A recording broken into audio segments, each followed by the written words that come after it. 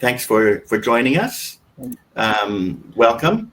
I'll just give a brief overview of this morning's program.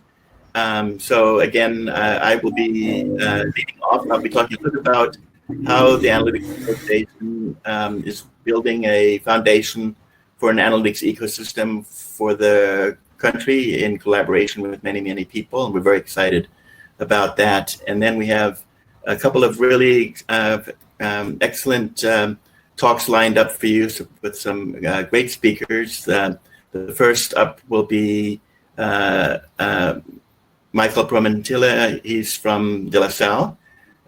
He's a professor of chemical engineering. I'm not sure if I've mentioned to you, but I also graduated chemical engineering many eons ago at UC Berkeley. So it's nice to have a fellow chemical engineer on the podium today. And Mike will be sharing with us about the story of risk and resilience in this time of coronavirus. And then next up will be Sam Chittick, who's the country representative of the Asia Foundation. He's going to be talking about how do we move past epidemic models, what's the impact of COVID on many areas such as economy, food security, human rights. And then we'll get some final thoughts, closing remarks from Mon Ibrahim, who's the chair of actually two of our committees, both our Industry Development Committee and our Government Relations Committee. Okay, so I want to say a special thanks to our sponsors who've helped make this week's event possible. Special thanks to Accenture. Accenture also is one of our corporate members of AAP, and also special thanks to Bughod Digital, who's helped us a lot with putting together the marketing materials for our event. And also very special thanks to our event partner, Bounce Back Philippines. Many of you are probably in the Bounce Back Philippines groups on Facebook, either their official web page or their education web page. Very exciting to see what's happening with that initiative with tens of thousands of participants. So again, thank you to our two sponsors and our event partner.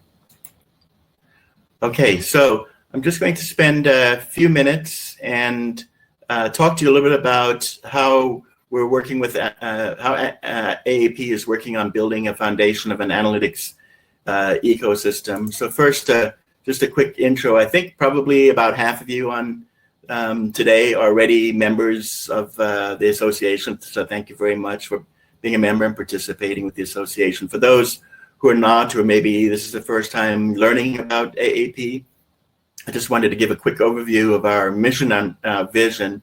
Our mission is basically to help develop and promote practice of analytics, really with an emphasis of across the data value chain, connecting up all the pieces of the value chain. And really, why do we exist? Our vision is we want to be a positive force in seeing a healthy and vibrant ecosystem built for the analytics industry in the Philippines. And that means bringing together all the various sectors listed, from public to private to academia and professionals, and ultimately for the good of our society here in the Philippines. So AAP is a non-stock, non-profit association. We're governed by a board of trustees shown here. We have a 9-member board. If you visit our website at aap.ph, you can read more about our board members and their profiles. So a special shout out and thanks to our board members who are generously giving up their time to help drive forward the mission and vision of the association. AAP also has several committees. Actually, we just added a 7th, so the slide we'll be updating. So in addition to, of course, our membership committee, we have an industry insights committee. This committee charter is really to help develop the frameworks and models for the practice of analytics, and then to provide those frameworks and models to the other committees for initiatives around putting the frameworks into action. It's one thing to have the framework and the model, but obviously we want to then be able to give practical real world guidance to everyone on how to adopt these frameworks. And so that work is done by our Professional Development and Education Committee that works both with our academe partners as well as those in industry and in the training profession, so that we can really lift up the ability to have a skilled workforce here. And then we have an industry development committee that works with our industry partners, again, to how to implement the analytics frameworks. And then one of our newer committees that we're very excited about is our Smart Cities and Innovation Committee. We think that smart cities are an ideal environment to put all of these ideas and frameworks into practice.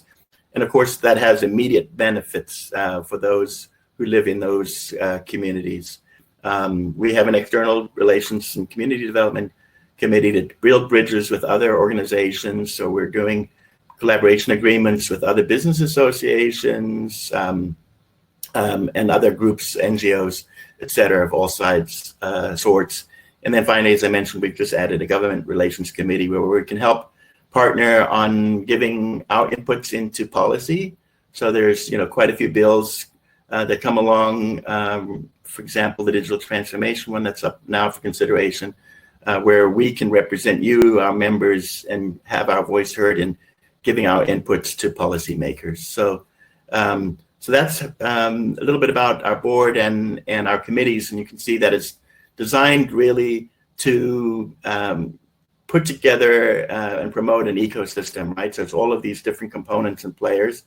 So we have a visual representation of that here, how we sort of see the pieces and components. And what I always like to say when I present this is it's not just about the boxes on the slide. So we have, of course, the government sector, the industry practitioners, the service providers, the academe, and or analytical organizations and smart cities.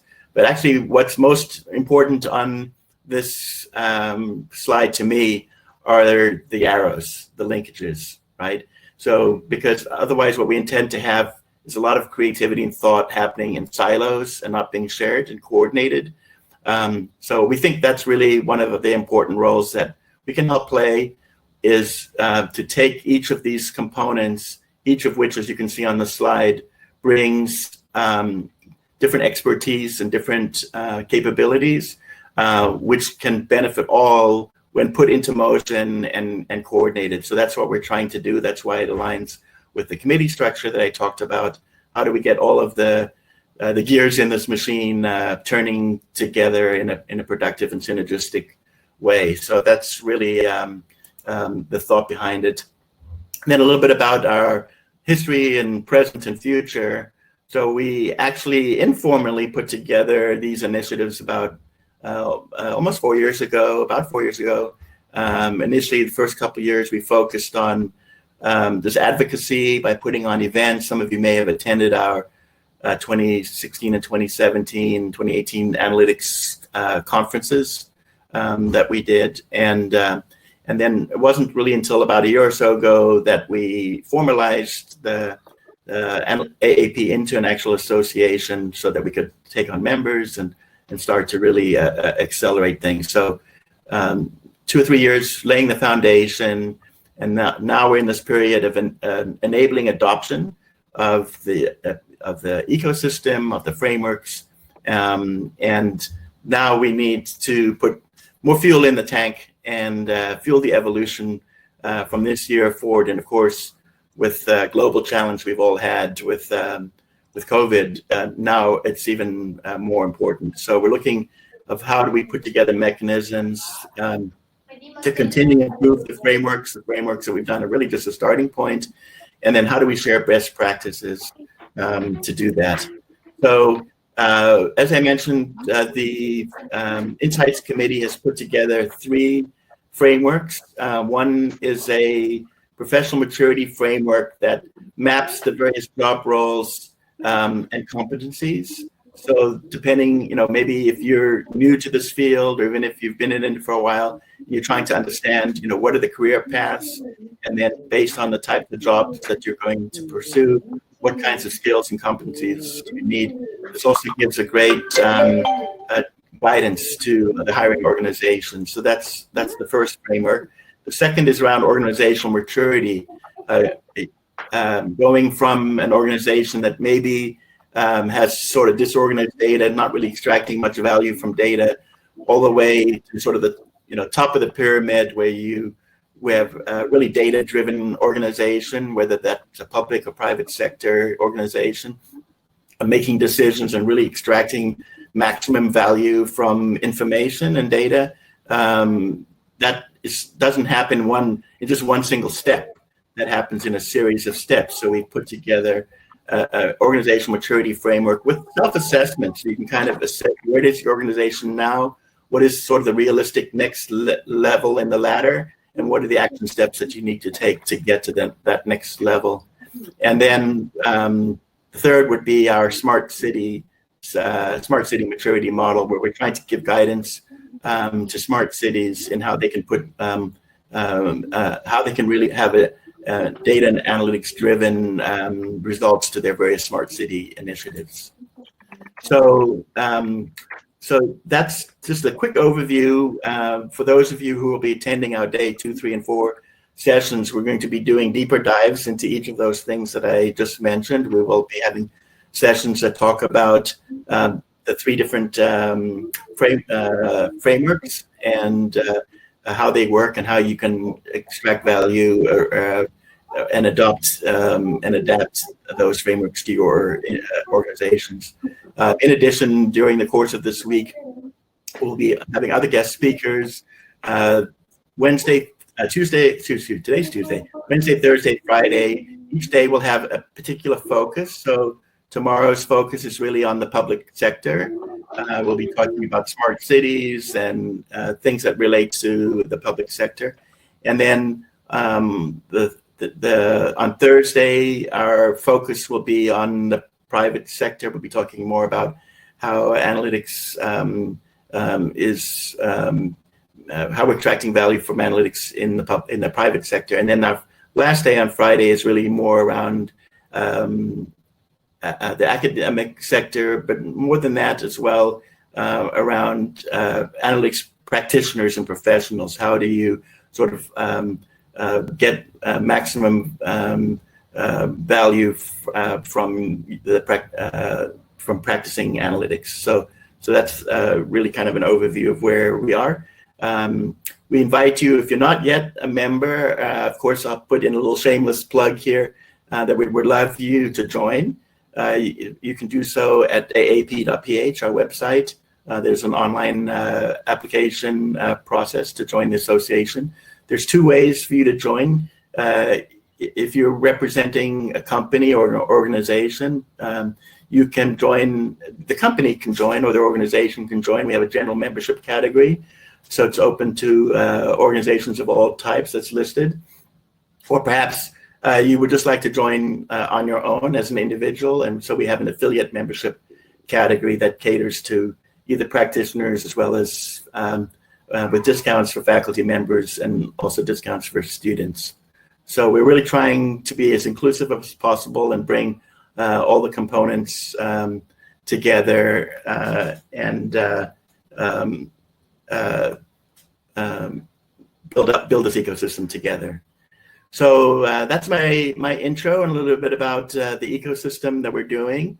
So let me come back to video.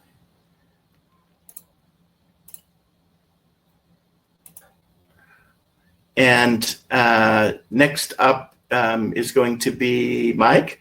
Mike, if you are ready, could you unmute so we can hear that you're here? Hi. Hi, Colin. Okay. Hi, Mike. Can you hear me? Yes, we can. So I'll give a quick, brief intro to Mike. As I mentioned a little bit earlier, Mike is a professor of chemical engineering at De La Salle, but his research interests vary from in a wide spectrum of applications of decision modeling and risk analysis to environmental and energy systems, as well as the design and characterization of sustainable engineering materials. But Mike's also involved in many other activities. He's been working with the Philippine Council for Health Research and Development, and he's also program lead and project head of several other projects such as green mining and Next Cities. So just quite involved, of course, in the community. And we're very much looking forward, Mike, to hearing your thoughts. So if you'd like, you can begin your screen share, and I will turn the floor over to you for your presentation. Okay, did you see my PowerPoint? Not yet. We just need you to do the screen share. Screen share. Yeah. Yes. There we go. Okay. We see it in edit. There we go. Now we're good. We're good. It's all yours. Okay, thank you, Colin. So, good morning, everyone. And first of all, I would like to thank the organizer of this summit, AAP, and of course, Doc Ligot for inviting me here. I'm not actually a hardcore analytic practitioner or professional, but I believe that I am part of the ecosystem which was shown to you by Colin, wherein as an educator, as a researcher, I think I shared the advocacy of AAP on a data-driven Philippines. So I would like to share to you some of my insights as regard on what is happening right now in our country, and I frame it as a story of risk and resilience. So if I may ask you, what do you think about this COVID-19 pandemic? Is it a gray rhino or a black swan? If you're familiar with this metaphor, in fact, a black swan, which is popularized by Nassim Taleb, is actually an extremely rare, severe impact and widespread instances that they were obvious in hindsight. So some would say this is quite rare and it's unexpected and it's a black swan. But other experts, epidemiologists, possibly will say to you that it's actually a highly probable but high impact and yet a neglected threat. It is a gray rhino event. So it depends on the observer, and it's up to you to decide whether it's really a black swan or gray rhino. The question now is why this is important. Because when you try to understand the risks involved in this pandemic, or in our countries, this epidemic, COVID-19 epidemic, we have to be familiar with these terminologies like risk and resilience. So what is risk? I believe for some of you, you are already familiar with the layman's term of risk. It's basically the likelihood of a loss. It's a potential for uncontrolled loss of something of value. It's also a noun which describes an aspect of action taken despite uncertainty. So you take a risk in spite of the uncertainty. There is a risk, for example, of losing some money. And in engineering, normally we formalize this as a product of a probability of an event and the consequence if that event will happen. So that is a mathematical formulation of risk. In disaster risk management, we normally refer to risk as a function of hazard, exposure, and vulnerability. And of course, nowadays, it is also very important to acknowledge that we have also what you call a perceived risk, which is a function of the dreadfulness of a situation. How voluntary we involve in this activity, whether it's controllable or not, whether are we familiar with this one. And sometimes because of this many unknown in COVID-19 epidemic, it amplifies the risk, the actual risk that it's supposed to have. So when you look at risk, of course, we have to look at the source of the risk. And the most important thing that we have to look at first is there a hazard? A hazard is an agent which has the potential to cause harm to a vulnerable target upon exposure. As a chemical engineer, I'm fond to use of metaphors like the fire hazard. And in this case, COVID-19 actually is a disease, but caused by a biohazard known as the SARS-CoV-2. So it's a violent pathogen, and this is actually pose risk if, of course, we have these three elements: the existence of a violent pathogen, which is your coronavirus, a susceptible host like us, human, and a favorable environment wherein this pathogen will be transmitted to us. So this is what you call the epidemiology triangle.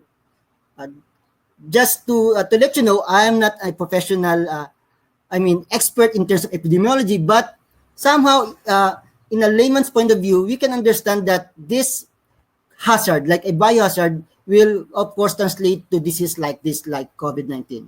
And in the same way, looking at these key elements, you will now understand how we can lower down our risk. Of course, we cannot remove the pathogen. It will remain with us for how many years, possibly, and there will be other source of possible violent pathogen.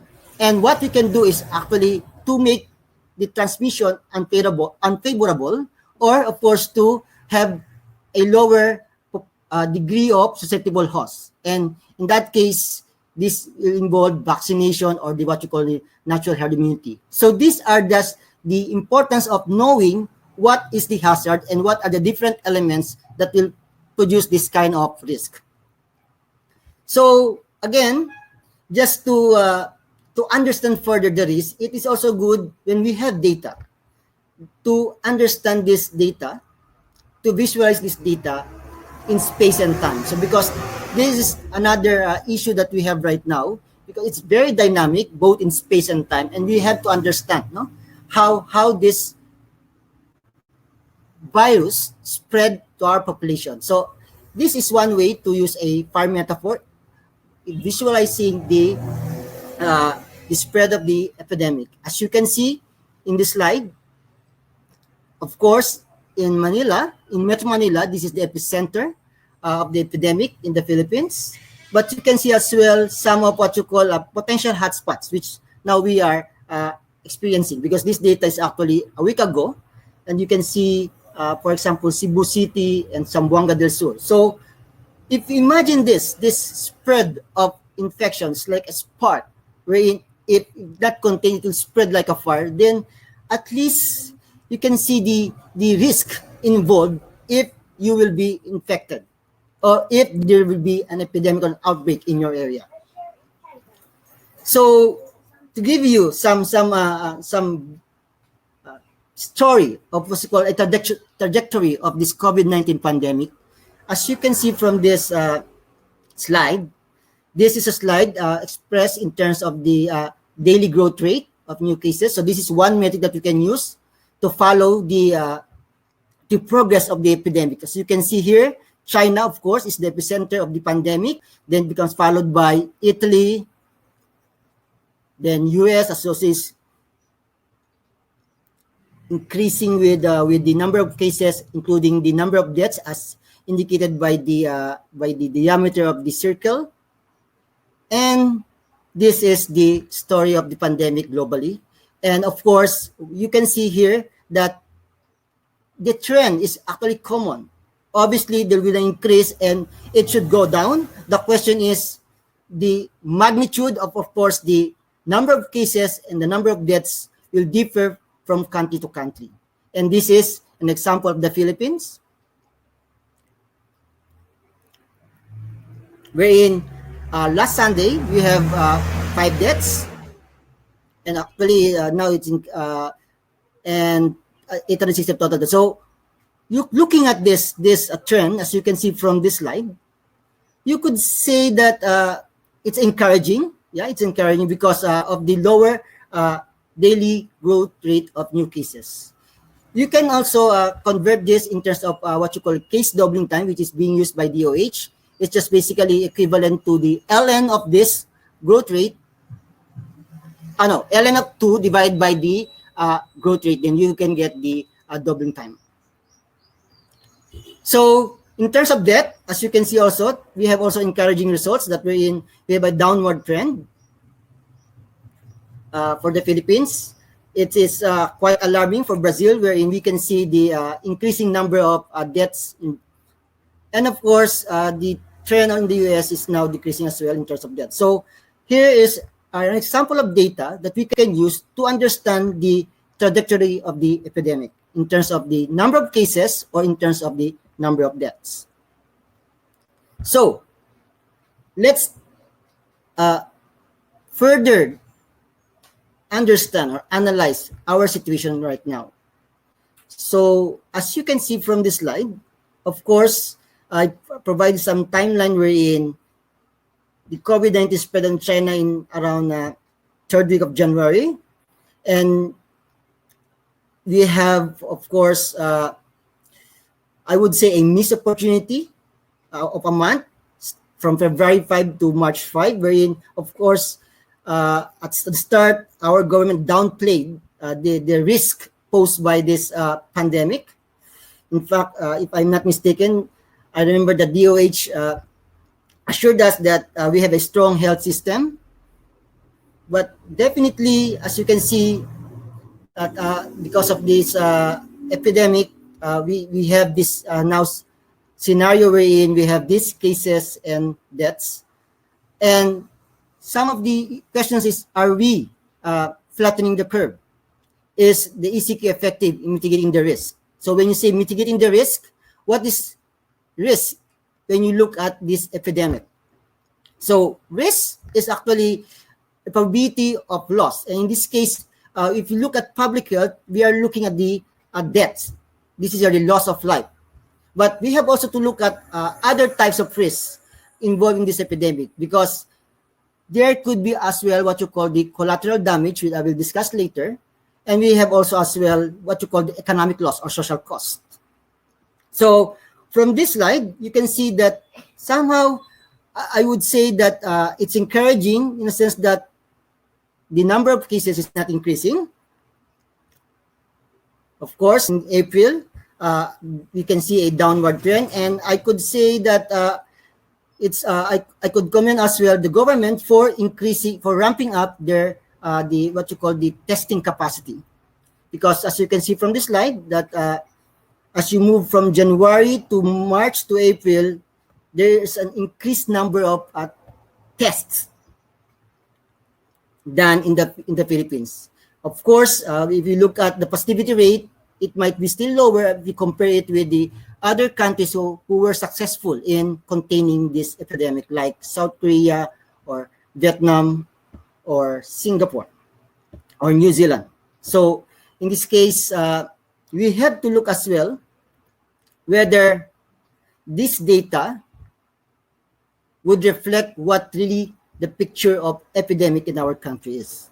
So that's why in this slide, I checked the our volume data as regard to the daily new confirmed tests plotted across the daily tests. And as you can see, we have really to be careful when we interpret our data, especially if we get this data from DOH, because we have to understand the context behind this data. So if you look at this slide, it is clear that, of course, we have ramped up our testing capacity, as you can see from this. But the question is how fast it is. You can see from Vietnam the relatively faster rate of the test to the population, as you can see. And as you can see, the timing is also very important in order for you to really find out whether you have contained the epidemic or not. And this is what we expect for our trend. As you increase the testing capacity like this, of course, you lower down the confirmed number of cases. It means that we have contained this epidemic. So again, I believe that this kind of data will be useful for us to understand, of course, the risk behind this epidemic. Because without this data, we are going blind to understand, to really assess the risk of COVID-19 when we are exposed, of course, in a population. So I check whether do we really miss this opportunity to really contain this outbreak. And if you look again, the metric used by this site, our volume data, they use a metric known as the Government Response Stringency Index.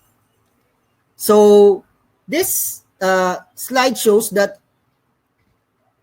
I think we did right in a sense that in terms of stringency index we are more or less at par of the same with the other countries.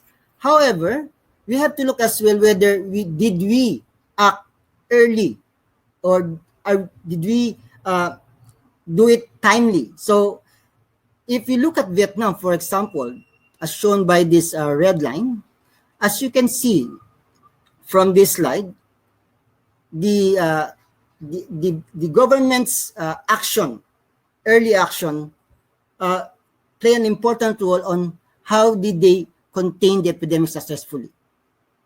Of course, another good comparison is New Zealand, although as you can see from this stringency index, this composite score, it's below. So there must be other factors that we have to consider, possibly cultural aspect, or possibly the strong governance in New Zealand play an important role as well in containing the epidemic. So there are many factors, and in fact, when you look at the data, we have to look these factors as well. But again, without any data, then how we can assess our situation right now? So this is our advocacy actually, is to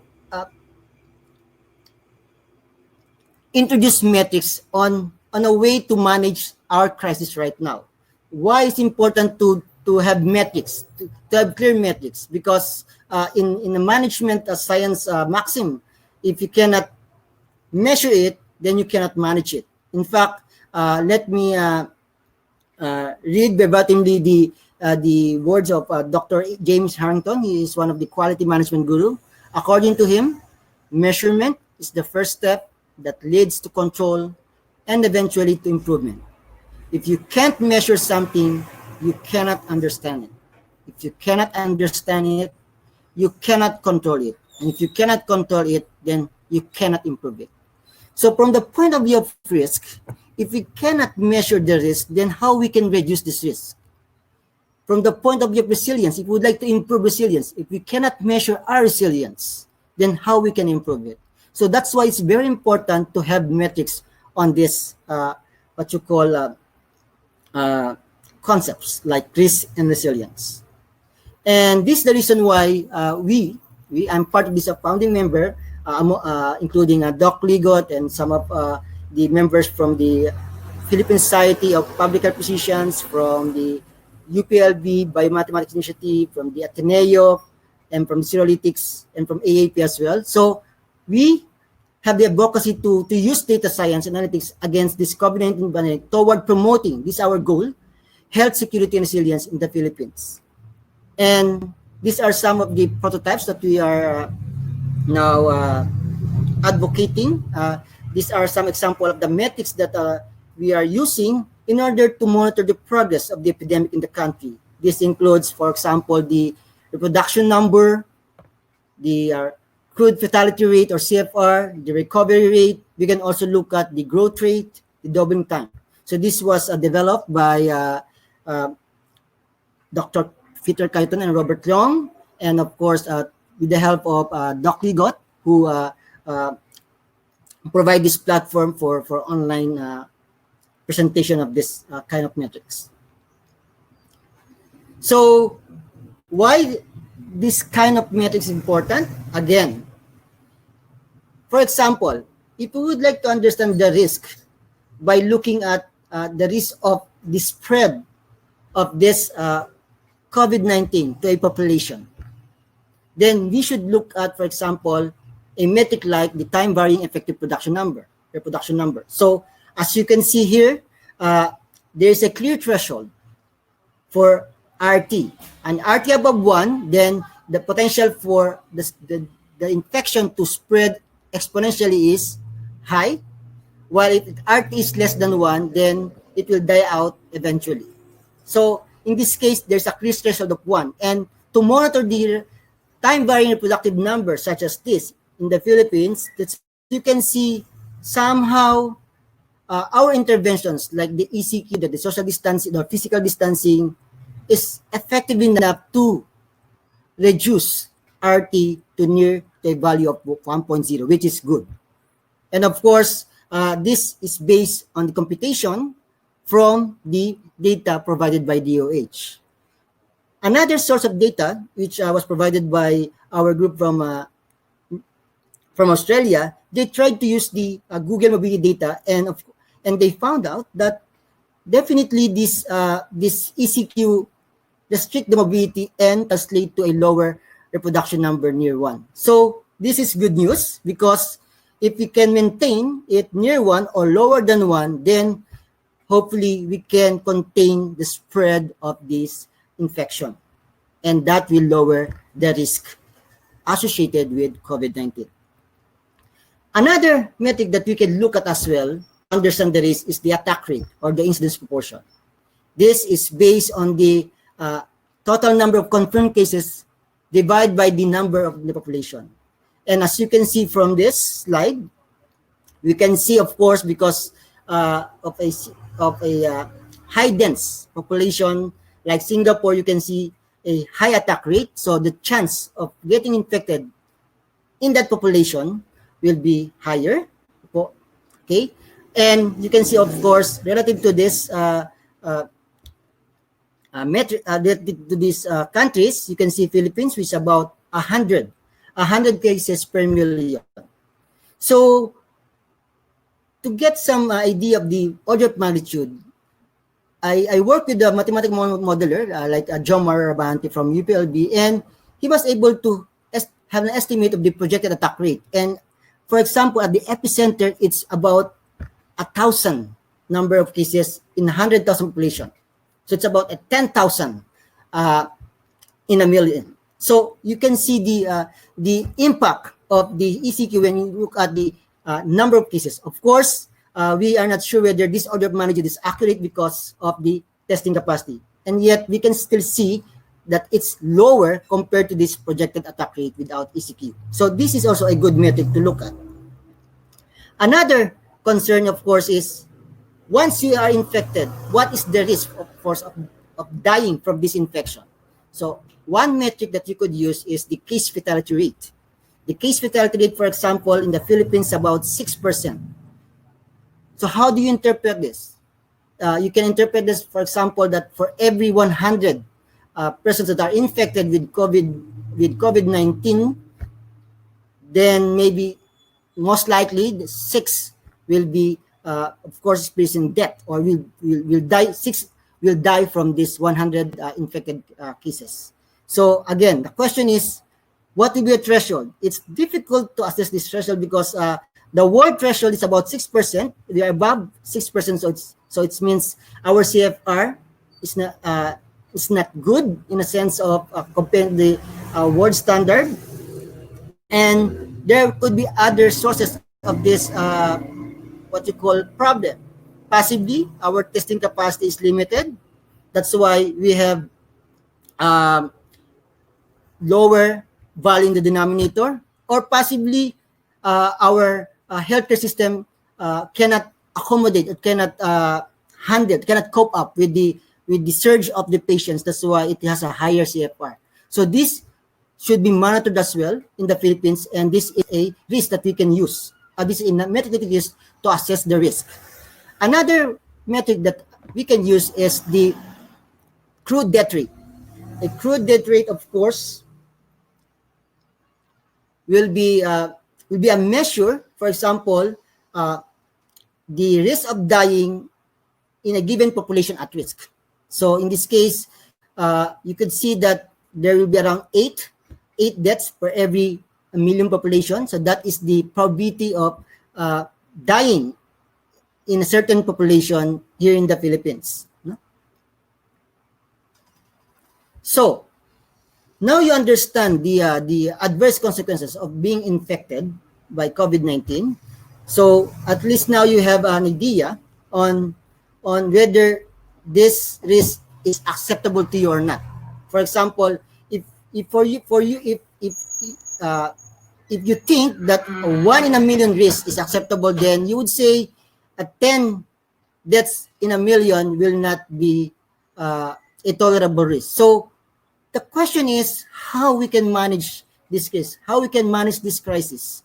And if you look at this framework, which I propose, we can look at three aspects. Of course, one is the hazard and exposure. That's why I provided you the the trajectory of the pandemic, the trajectory of the epidemic in our country, to understand the degree of risk from this hazard and if you're being exposed to this hazard or biohazard.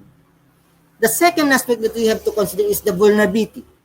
The vulnerability, which I will discuss later, would also amplify the risk that you will experience or that you will anticipate when you're exposed to this kind of hazard. And finally, we need also to consider our capacity to cope up, to recover, and to bounce back and be better. So in this case, resilience is another important concept that we need to understand if we would like to manage this crisis. So, what is vulnerability? In disaster risk management, normally we refer this to a condition determined by physical, social, economic, and environmental factors or process, which increase the susceptibility of a community to the impact of hazards. So, in the context of COVID-19, our vulnerable groups will be those, of course, those groups such as in the urban slum. We also consider vulnerable groups such as our elderly citizens because they are at a high risk. Their CFR is higher as compared to the other age group. So this is the what you call the vulnerability concept in how we can manage the risk. So how we can reduce the risk by protecting these vulnerable groups. The second aspect is resilience, as defined by the disaster risk management literature, is it's the ability of a system, a community, or society exposed to hazards to resist, absorb, accommodate to, and recover from the effects of a hazard in a timely and efficient manner, including to the preservation and restoration of its essential basic structure and functions. You might be wondering if this is a picture of resilience. In fact, in some news article before, they would say that this is a hallmark of Pinoy resilience. But I would ask you whether is it a desirable resilience? Because in a disaster, when we are already familiar with, sometimes we call this as a poverty trap, and this is not a desirable resilience that we would like to have here in the Philippines. So we need to understand this collateral damage, this what you call the indirect cost involved or that will be incurred because of this epidemic. And again, we need also to understand how poverty can amplify the risk of this epidemic. These are our vulnerable groups, which from this slide, as you can see, this is we extracted the data from the Philippine Statistics Authority in 2015, and we're able to map the poverty incidence, and you can now gauge somehow our vulnerability, no? In terms of this epidemic because of our high poverty incidence in some areas, for example, in Mindanao and Visayas. So this pandemic is not only a global health crisis. I would like to emphasize and underscore that this pandemic is also a humanitarian and development crisis that we should look at as well. For resilience, again, this lack of resilience will amplify the risk of epidemic. And in developing metrics, we propose, actually, later I will show you that it can be operationalized by, of course, the capacity of our infrastructure, the capacity of our health systems, the capacity of our institution, on how we can mobilize the resources, on how we can cope up with the surge of this, what you call patients. So how we can cope up, how we can address this. So this is what you call resilience. So one indicator, for example, that I could suggest is, let's look at the health expenditure per capita for each region or for each municipality. And as you can see, this could give us an idea whether are we resilient enough to cope up, to absorb this kind of disruption. And of course, we have also to consider the future disruptions or threat that we can experience maybe in a couple of months because of typhoons, or maybe in next year because of a next wave of epidemics or pandemics. So resilience is also important. It's important, Patrick, to be addressed, because otherwise we're always just putting out fire, and we are not really building our resilience to cope up with disasters like this COVID-19 epidemic. So here's an example of the metric we are proposing. What if we can get data wherein we can measure the governance capacity? What if we can get data we can measure the healthcare capacity, which one indicator could be the healthcare workforce density in a region. It could also be the availability of the number of critical care beds. We could also look at the public health capacity in terms of the supply of the PPE, whether we have enough efficient contact tracing or surveillance, whether we have spaces for isolation and quarantine. Social welfare capacity is also very important to address those vulnerable groups, to increase their resilience to cope up. And we have to look at as well other critical infrastructure capacity, such as the availability of basic water services and sanitation. So these are just an example, and we can introduce more metrics, but the question is, we need data in order to have this kind of good metric. So we propose a metric known as a risk index or co-inform index, which would measure the level of risk associated with this COVID-19 epidemic. And this is actually composed of these three dimensions. The first one, which I already mentioned to you, is the hazard and exposure, which provides you a level of danger to the public health, wherein individuals are exposed to this COVID-19 infection. The second one, so the second dimension is vulnerability. These are factors and conditions that predispose an exposed individual or societal group or community to be more vulnerable and negatively impacted by this COVID-19 epidemic. And finally, because we are looking at risk, so we are looking in terms of resilience capacity is the inversion of it, the lack of resilience capacity. The lack of resilience capacity would amplify this risk, because if we have lack of resources, institutional capacity or infrastructure, organized strategies to mitigate the impact of COVID-19 epidemic, then of course this will magnify the risk involved in a certain region. So these are the three dimensions that we propose, and if we have these indicators, we can also come up with scores like this. So this is an example of an hazard and exposure score, wherein it's obvious that the NCR and the neighboring provinces will be would have the high score. But in terms of vulnerability, we could look at Visayas and Mindanao as more vulnerable. In terms of resilience capacity, because of this the possible surge of this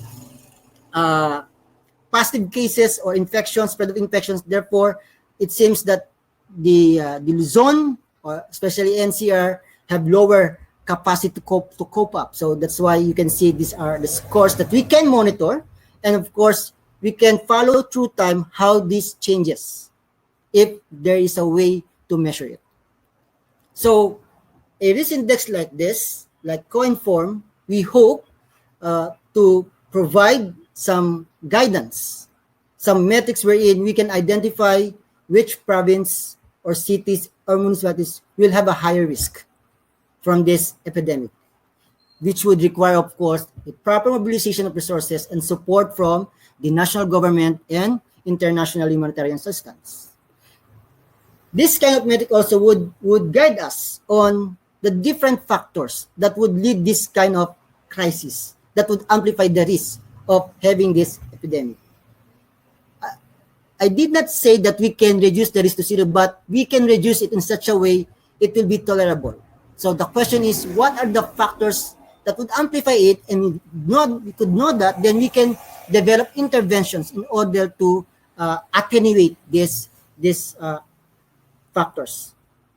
And finally, in the long term, we should really build community resilience. And this is why a metric for resilience or a lack of it will be very important in order for us to cope up, not only with this epidemic, but hopefully with the next threat in a few months from now, or a disruption in a year or 5 years from now. So this is also very important to consider. So I would like you to leave this kind of picture for you to understand whether are we ready if we will experience a crash of gray rhinos coming at us. These gray rhinos could be, of course, the global recession, which I think is inevitable, as some economists would say. We'll see. But we have to also be mindful of the other disasters that will be coming, which is being induced by climate change. And to give you an idea, this report, it's what you call the Global Risk Report from the World Economic Forum, showed us this possible problems. We mean global problems like climate change, biodiversity loss, and water crisis, with a high impact to our society. And the likelihood that you can see is basically more on the environmental aspects of this kind of disasters. So again, are we ready with this kind of disaster? So let me end. So actually this is the last slide for my presentation. Let me end this presentation with a story. This is the story that I would say it's like a foresighting activity that I did, not actually a forecast, but I did it about 1.5 months ago to understand the possible scenarios after we experienced this lockdown. And from this story, of course, I would call myself as a cautious optimist, because I know that we cannot avoid deaths from this epidemic. And hopefully, if, for example, we have this average national mortality rates, this is our base rate. And our base rate actually is, if you look at some studies, about 5 to 6 deaths per 1,000 population. So it's about 500 to 600 deaths per 100,000 population. 5,000 to 6,000 for every 1 million population. And of course, with this scenario, hopefully we were able to save lives or reduce the expected number of deaths because of this ECQ. But it is possible, of course, there could be resurgence. That's why we could expect an increased number of deaths, as shown from this after 3 months, which in this case is after 1.1 months from now, if we will not do the right way of what you call interventions. And some would also say that there could be second wave or third wave, whatever nth wave would they say, but definitely there will be a high chance of this additional waves. And as you can see from this graph, it's lower relative to the first one, because I assume that we already have enough time to learn, to be prepared, and hopefully this will reduce this weekly death because of this epidemic. Now the question is whether our strategies are data-driven in order for us to really manage this risk well. And this is just the picture of public health, but we also look at the picture of the economy, of the society. So we need as well, this stage, of course, we are now the absorptive capacity stage, but definitely in the coming months, we should focus as well at the recovery stage. How we can increase our resilience while minimizing the economic and social costs. And eventually, the optimistic scenario will be, we learn more, we could adapt more, and hopefully we build our antibodies, and we will build anti-fragility systems. So I think that's it for now, and I would like to thank all of my collaborators without them, because I'm not really an expert on this epidemiology, even in data analytics, but through their collaborations, I have learned a lot, and I would like to acknowledge them. So I think that's it. And if you have questions, I'm very glad to address those questions at this forum. Okay, Mike, thank you very much. That was excellent. Let me just turn off the screen share. So we do have some questions coming in. Let me pose those to you. Hang on a second here. The first question was, what were the criteria you used to choose Vietnam and New Zealand as a point of comparison versus the Philippines in the analysis? Yeah, that's a good question. Actually, it's subjective in the sense that because I was impressed with New Zealand's performance. For me, it's it's crisis leadership at its finest. So that's why I use it. It's an island country. Okay, just to compare it for a developed country. Now, Vietnam is actually our closest, because Vietnam, in terms of economic development, of course, it's very very similar. So that's why it's the culture, and in a sense that it's our neighboring country. So that's the reason why I choose Vietnam. So this is the reason. But in fact, in my article, I choose several countries, 15 countries that include US, Italy, Singapore, South Korea, and so on. But because of noisy data, if you show it data, if you show this data in the slide, possibly it will be very distracting. So that's why I choose 2 or 3 countries for comparison. Yeah, that's the reason. Great, thank you. So another question that came in says, I agree that it's important to measure everything, but even before measuring, we have to make sure that the raw data is accurate. Is the DOH data now accurate? Just curious, was the question. Okay, that's a good. I mean, yeah, that's. I agree with you that without good data, we cannot provide good metric. I agree with you. But the question is, if it's accurate, I don't know. I don't have the liberty to say it, because I'm not part of the government or the IATF who really who provide this official data. So I could say that there are some social media discussions that there are some problems with the data from DOH. But for me to verify it, I'm sorry to say that I cannot verify it. Okay, and another question. Seemed more like an observation. The observation was Italy's CFR is high due to its generally older population. Do you have any thoughts on that? Yeah. Actually, I compared this the CFR, and that's true, because CFR could be influenced by many factors, and possibly CFR in Italy could be influenced by several factors. One is, of course, the age group, because of the population of elderly is higher compared to other countries. You could say that. So it means they pose higher risk. But the second one is, it may be, although this is my opinion, Italy also acted too late.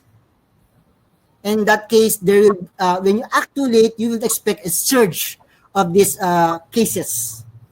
And in that case, of course, when you have a surge of cases, there will be a surge of those patients will be, of course, be in critical condition, especially the population is at belong above 60 years old. Yeah, that's true.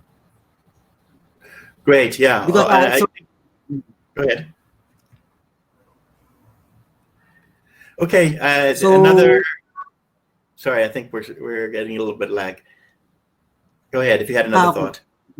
And the other concern is, of course, if you measure CFR is actually the numerator is the number of deaths. The denominator is the number of confirmed cases, right? So if, for example, in the Philippines, it is possible that we have higher CFR because we have a lower detected number of cases. Okay, so if we increase more, if we widen our net for testing those potential suspected individuals, possibly it will be lower. Now, if you look at Italy, so I checked their testing capacity, it's very high. So it means that basically there will be two reasons. One is, of course, the vulnerability of the group, the age group, which is the elderly groups, and the healthcare capacity. So in this case, if your healthcare capacity is not good, then you would expect a high CFR at that kind of period. So CFR is actually dynamic as well. So it's not static. So that's why you have to monitor this as well. And if it's going down, either our testing capacity is improving or our healthcare capacity is improving, or both. Right, great. Another more observational comment. It said it came in. It said, "I think government policies are also part of the resiliency for mitigating COVID-19 cases." Any thoughts on that? Yes, I agree. I agree with that suggestion. Actually, when we developed the conceptual framework, the first important component is governance. So when we divide this resilience metric, there are two parts: the institutional component and the governance component. Now, for the governance component, this will be a bit tricky because how will you measure it? It will depend on what is your objective. So I agree with the suggestion of the attendee that policy could be a metric. But the question is how we would measure the policy. Is it the number of policies that being instituted, or the implemented policies, the effectiveness of these implemented policies? So this will be a bit tricky on how we can get that kind of data. But I agree that policy is, in terms of governance, will be also important. Yeah, part of the solution, correct. And another one is the question is the co-informed risk index used by the government, or is it just a proposal? Actually, as I have introduced to you our consortium, which Doc Ligot, which is a member of AAP, also part of, we are actually developing this prototype. And sad to say that it is not being used by the government because maybe they are using another framework. So this is just a proposal, and hopefully we're looking at the local level. Maybe some agencies could be interested to use it, but at the national level, I think they are using a different one. So it's just a proposal, and it's not being used by the government. Okay, and then I think we have a ton of questions, so thanks everyone for your participation. I think we'll just take a couple quick remaining questions before we move on to Sam. A question came in from Dennis. He said, "Why is it that the Visayas and Mindanao are highly vulnerable if we have lower population and we practice social distance? Is the NCR area more vulnerable because of high population density? IATF have the same rules and guidelines implemented to the whole country. Rural areas are more resilient because of more food supply, which is not available in GMA." So any thoughts about the regional issue? Yeah, that's a good question. Actually, because of the limited time, I didn't explain further how I measure the vulnerability of the area. So in this case, it depends on how you develop the metric for the vulnerability dimension. So the vulnerability dimension in our study, of course, to separate the effect of COVID-19. So in terms of hazard exposure, they will be more vulnerable in a sense, of course, because of the exposure. But this is what you call the inherent vulnerability of the society. So in this case, for example, we identified poverty as an amplifying factor for this vulnerability, and the reason why Visayas and Mindanao will be higher is basically because of the higher poverty incidence in this area. So imagine if there will be a high risk or high level of hazard exposure to this area. They are more vulnerable, in fact, because of this condition. And you can imagine as well that's the reason why a microcosm is the jail. This is a microcosm of poverty, of being crowded. So you can see this is what you call the vulnerable areas. So this is the reason why in measuring risk, you try to clearly define the different dimensions so that it's very clear when you say what area is vulnerable and what area is they're vulnerable because inherently because of the poverty or other what you call the fragility of the social economic system. So this is the definition of vulnerability in the co-inform index. Okay, great. And then we'll just wrap up. This is a kind of a broad question. Came in from Paolo. He says, what can we learn from this experience that we can apply to analytics activities in general? So any thoughts about, the process that you've been involved in and then its general applicability?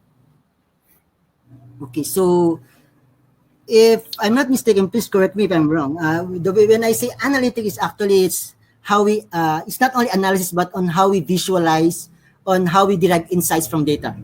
And right now, I tell you, even we don't have good data right now, but without data, we cannot do anything. So I'm also thankful that we have data, but we need context if we would like to use this data. And analytics is very important in a way that it provides context and the way it will be communicated to the respective audience.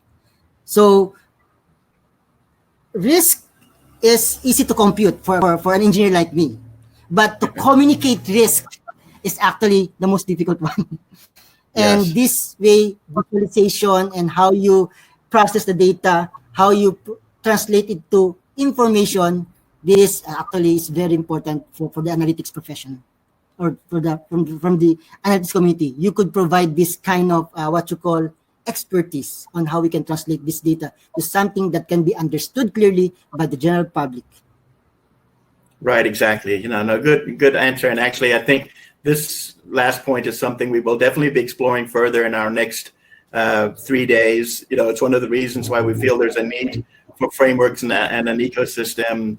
And it's not just about having data, but it's about extracting value, but then knowing how to communicate the value and then knowing how to make it actionable as well and so forth, right? So anyway, with that, thank you so much. Just a fantastic presentation. Also, just thank you for the work that you're doing. It's great to know we have experts such as yourself, all putting their minds and creativity to solving this global challenge that we have. So thanks again, Mike, for participating today. Really appreciate it.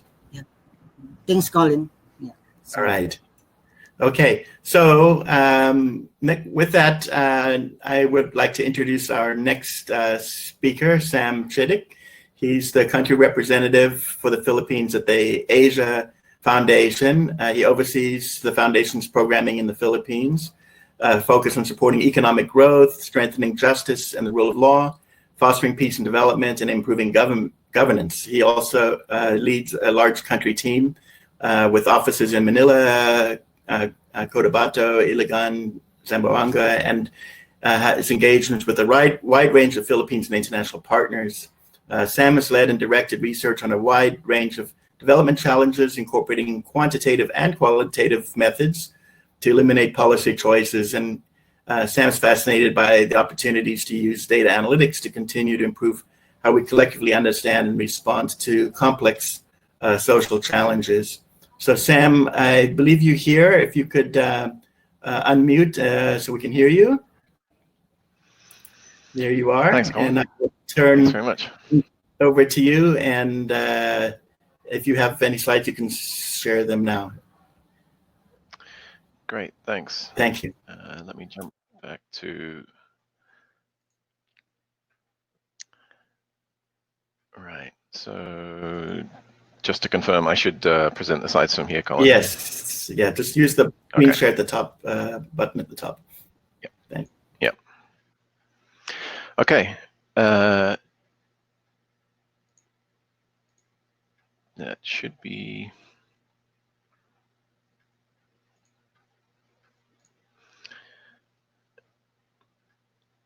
Right. Hopefully there we go. Now let me switch this to presenter mode. Looks good. Thank you very much. The floor is yours. Okay, thanks very much. So I was invited here to talk on a topic which I think is maybe a a little different than what was expected on the first morning of this summit, on economy, food security, and human rights, and the impacts of the coronavirus on these areas for the Philippines. And I guess part of the idea is to try and stimulate thinking on the application of data analytics beyond the models and the fascinating conversation that Mike just led us through. And that seems to be a lot of what is consuming the attention and the focus now. And I think we'll continue sessions and part of Thursday sessions as well, raising questions and ideas on the impact of coronavirus on the economy, on food security, on human rights, and a little bit on conflict in the Philippines, and also using that as a jumping off point or a trigger for questions that might stimulate thinking data analytics community on how best to respond. And I should preface this by saying I'm here as someone who seeks to learn in this area. I'm definitely not an expert in data analytics, definitely a student, and I'm looking forward to sessions in the remaining couple of days as well. The Asia Foundation we've been here in the Philippines since 1954. We have offices in 18 countries, and as Colin mentioned, we have offices in other parts of the Philippines as well. So let's jump straight into the first area then, economy and the impact of the coronavirus. High-level impacts. ADB's most recent estimate is that the global impact could be 6% of global GDP under a 3-month containment scenario, and almost 10% of global GDP under a 6-month containment scenario.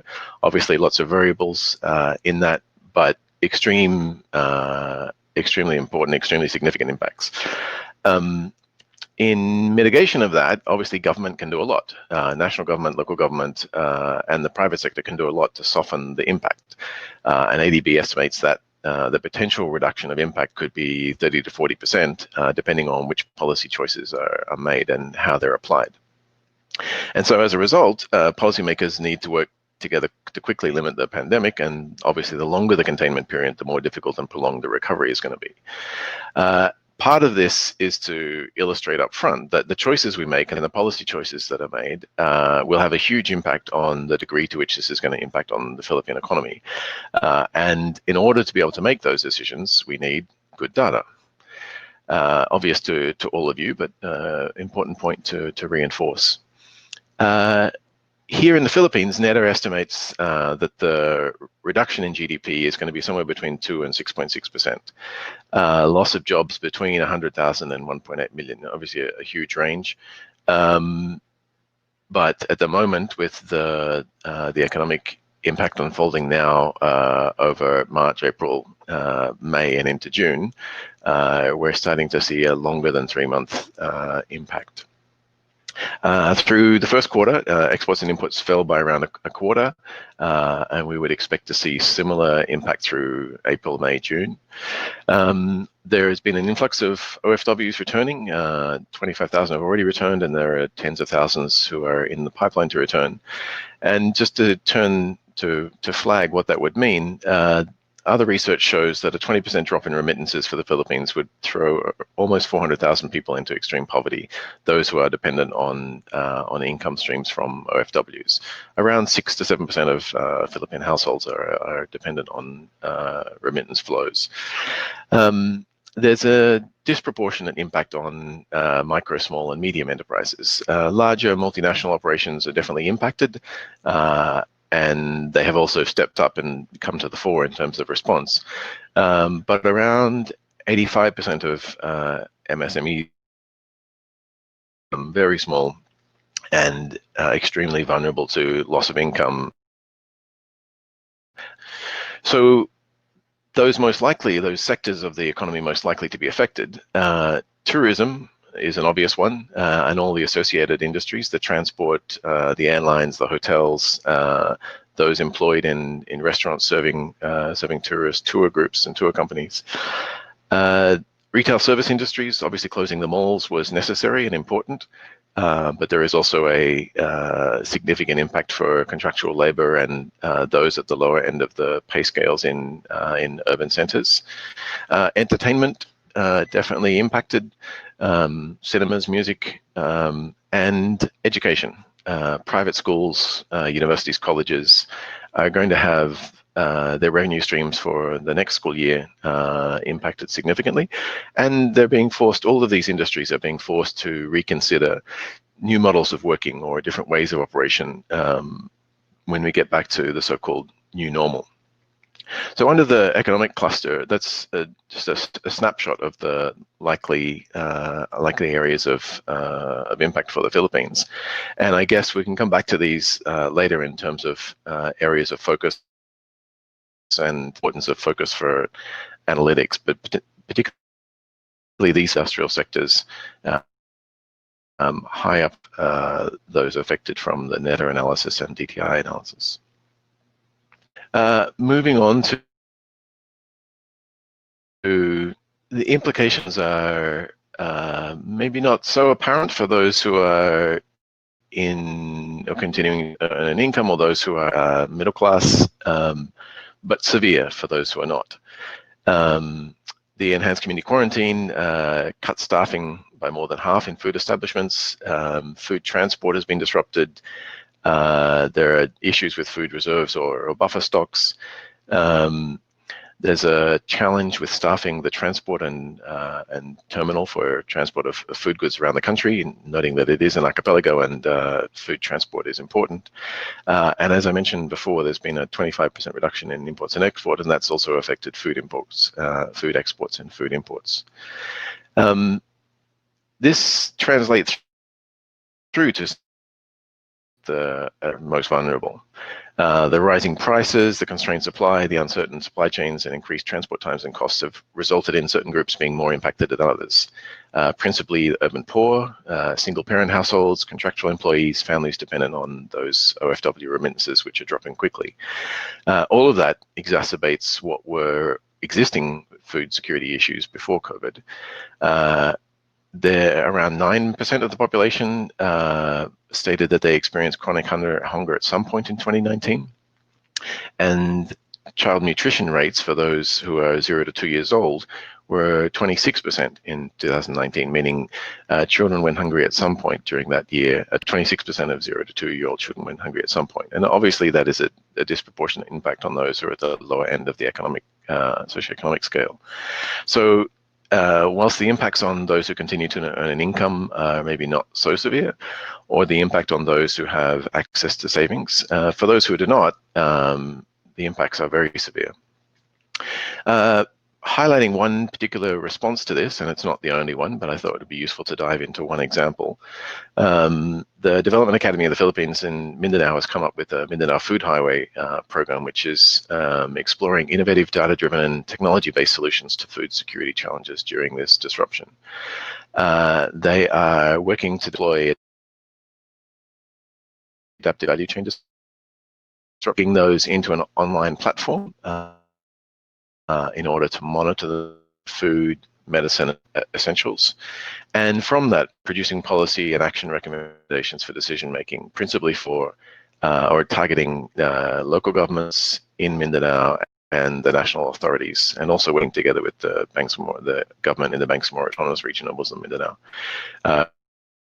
We're partnering with the Seralytics on some of that response, but it's driven and created by DAP crew in Mindanao. So obvious implications in terms of the way in which we need to think through food security issues. Less or priorities and implications for business and the private sector in terms of how they can respond. But if you look just at market drivers and companies that have had their market share or their revenue slashed as a result of the impact of COVID, the priority for them is obviously on growing their revenue, growing their sales. And it's important that the public policy actors also take into account what will happen for those who are perhaps not the strongest or the most likely consumers of all of those goods. Those are at the bottom end of the socioeconomic scale, because public policy decisions and the amelioration programs need to respond directly to those. Moving on to a third cluster of observations around human rights. Human rights may not be the first thing that comes to mind in terms of the impact of the coronavirus, but there are implications. We're talking about a new normal, not just for livelihoods and the economy, but a new normal for every aspect of life.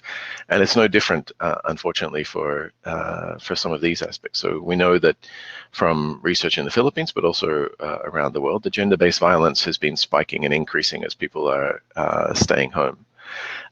Just yesterday, there was a report that came out from the PNP showing around 8 people a day were victims of rape during the period of March 17 to May 23. That's an extraordinarily high number and something that has obvious implications for the way in which government, and particularly local governments, should be structuring a response and a support network. The Asia Foundation works with a few other partners, UNICEF and Save the Children, in a program on preventing the online sexual exploitation of children. We've been doing that for the last couple of years. And recent research, as highlighted there, shows that because there is more time online and because there is an inability to travel, the pressure for sexual predators and online people who seek to exploit these vulnerabilities online are heightened. And lastly, there are significant gender impacts on livelihoods, which are also a rights issue. We know that women are around, or make up around 70% of the global healthcare workforce, and similar for community social work, and it's the same or similar numbers here in the Philippines. And therefore, whilst the healthcare workforce may not be directly affected in terms of employment, they are affected in terms of risks and vulnerabilities from contagion. And importantly, the community and social work groups are exposed because of their need to interact and engage with vulnerable communities. And whilst the general story for digital development and technology development over the last couple of decades has been an astonishing success in terms of expansion of the way we apply those in everyday life, it's not a one-way street.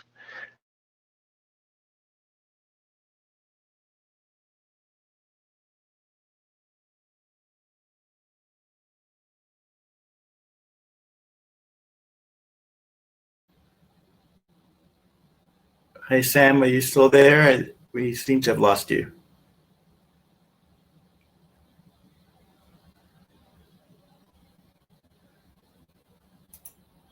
Hello, Sam?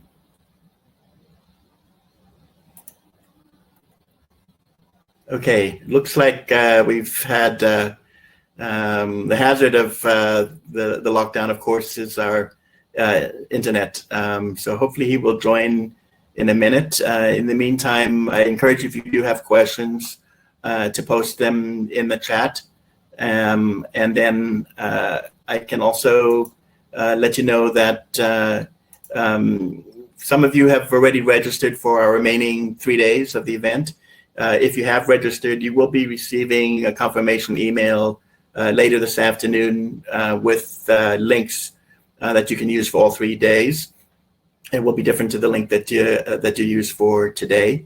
If any of you are attending today but haven't signed up for the remainder of the week, but now you would like to, you can simply visit our website at aap.ph and click on the events and section. It'll take you back to our conference link, and then you can find the registration information there. We'll also be sending out later on today an email to all of you who did participate here this afternoon with further instructions, both about the remaining days of our summit and also about AAP information. So let's hope, I'm hoping Sam will make it back in. I suspect he lost his internet connection. So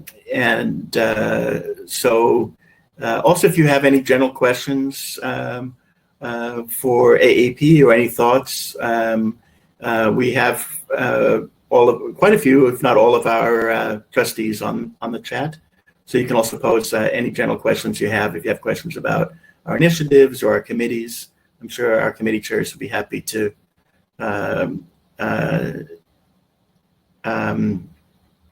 answer those. So I don't know if we're going to get Sam back. That's unfortunate. If we're unable to, we'll see if possibly we can have him join again during the week, during the remainder of the week, or we'll sort something out so that we can get the rest of his presentation. Colin, maybe Yes. maybe I can toss a comment on. Hi everyone, it's Doc from. Hi. Yeah, I'll turn it over to you, Doc. Go ahead. Yeah. So I was the one who invited Dr. Mike from Intilia. I think he's still on the webinar, and Sam to give our keynotes, and that was a deliberate strategy on our part. I think for those of you who've been following AAP for the past few years, we tried our best to be a very neutral and very kind of open community where we look at all views. And I think now that we're in a pandemic, I think one view that we haven't really looked at is the social impact sector. I think most of us probably come from a corporate background. Our experience in analytics is, the usual retail, banking, telco, etc., digital marketing.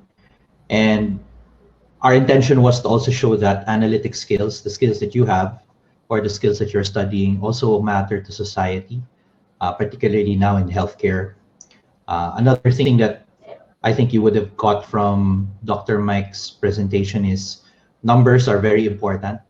And right now, we are in a situation where data quality is not good and data availability is not good. But even with the data we have, there's a tendency, especially for government, to focus on just one number or two numbers. And I think one thing that makes the like our initial collaboration with the PSPHP and Dr. Mike important is the problem of COVID-19 is a multifaceted one. No? It's not just about COVID cases. It's not just about deaths. It's also about vulnerability of the location and resiliency. I think people kind of confuse that. You can be resilient but vulnerable, or you can be less vulnerable but also less resilient, and both factors will affect how COVID will in a way spread in your area. And then Sam's talk, I think he got most of it out, was there's more than just the healthcare angle to look at. We also want to look at the implications to other factors like human rights, economics. So these social problems are also data problems, as you probably have heard me say before. And I think that's you'll get more of this kind of theme as we go through the next few days in our summit, that being a really good analyst, being a really good data scientist, data engineer, is more than just getting the technical skills right, more than just getting the math right. It's about the context. And that's really where the challenge is right now. People are either making decisions without the numbers, or people are churning out numbers without context.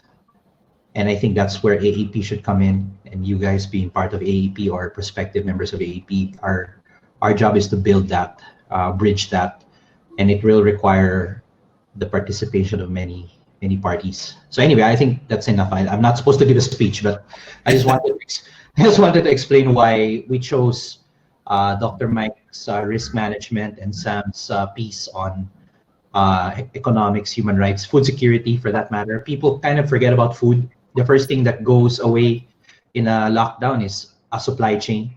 So unless you want to live off 7-Eleven forever, which is not good, you have to think about where people are going to get rice, where people are going to get their food. And wet markets are some of the most vulnerable areas in terms of COVID. Something like that. No one ever talks about that. So I thought that we needed to hear that. And you'll hear more of the same over the next few days. Okay, so that's it for me. I'll go on mute. Okay. No worries. Okay. Well, we hope that you've enjoyed the two keynote talks that we have. Thank you, Doc, for those thoughts as well. We also invited for some closing thoughts about what we've heard today, and always want for some good sage advice. Mon Ibrahim, we're very fortunate to have Mon on our board of trustees at AAP. I think many of you know him. He serves as the chair of our Industry Development Committee and also our newly formed Government Relations Committee.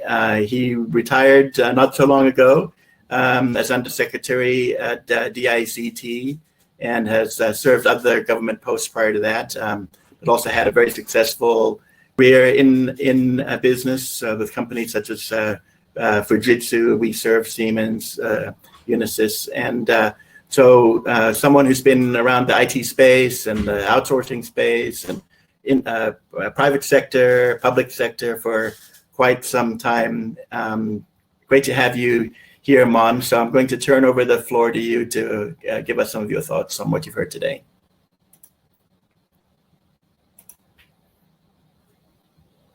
Thank you, Colin. I hope I'm coming in clear.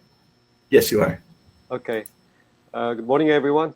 I guess we're off to a good start, except for a technical glitch as far as the presentation of Sam. But I'm hoping that he can actually use his redo his presentation in one of the coming days. We have a 4-day event anyway. Anyway, what a way to start our 4-day analytics summit for this year with almost 300 attendees. We in AAP did not expect that this is going to be this big. You know, late last year when we were doing our initial planning for this summit, we were looking at having the usual physical event.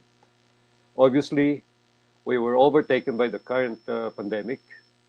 So we were actually seriously considering putting it off until things get back to what used to be normal, without realizing that that normal will never be with us again. So we shifted our efforts to having a simple online summit so we can just simply tick off from our to-do list one of our major initiatives set for this year. That simple online summit eventually evolved into something significantly bigger than we initially planned for. It went through a lot of iterations based on learnings we had out of attending other virtual events, and of course the limitations of available tools out there. So here we are, ending our opening this session with a lot of learnings from our 3 featured speakers today. And let me take this opportunity to thank our first day speakers. Of course, my AAP colleague and newly re-elected president and chairman of AAP, Colin Christie, who did the welcome address and also presented the role of AAP in building the foundations of the analytics ecosystem in the Philippines. He was followed by a first keynote, Professor Michelangelo Promentilla of the De La Salle University, who spoke on risks brought about by current pandemic, mitigating it, and building resilience to survive it. Finally, our second keynote for the day, Sam Chitik, the representative to the Philippines of the Asia Foundation, who spoke on the societal impact of COVID-19, specifically the economy, food security, and human rights. So, in behalf of AAP, I would like to thank all our 3 speakers for having joined us today. And most of all, and giving us their wonderful insights. And most important, of course, to all of you, our participants, for having joined us here today.